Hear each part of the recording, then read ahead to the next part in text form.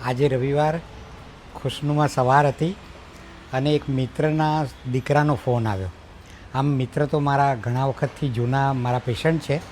એના દીકરાને પણ ઓળખું. દીકરાએ ફોનમાં કહ્યું અચાનક, પપ્પાને આજ 2 દિવસથી યુરિન થતો નથી, એકદમ યુરિન બંધ થઈ ગયો, શું કરું?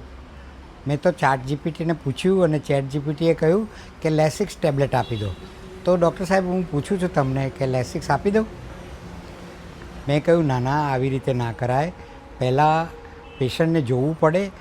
યુરિન બંધ થવાના તો 10-15 કારણો હોય, એમાંથી તમારા પપ્પામાં કયું કારણ છે કેવી રીતે ખબર પડશે મને?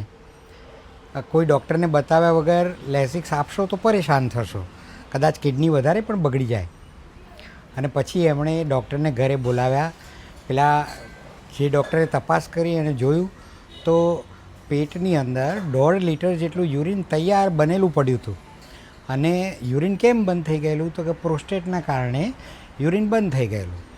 હવે આવી રીતે ચેટ જીપીટીને તમે મન ફાવે એમ પૂછો અને ડૉક્ટરને બતાવ્યા વગર ચેટ જીપીટી કે દવા લઈ લો, કોઈક વાર તમે પોતે જ પરેશાન થઈ જાઓ. માટે એક લાલ બત્તી, ડૉક્ટરને બતાવ્યા વિના દવા લેવી નહીં.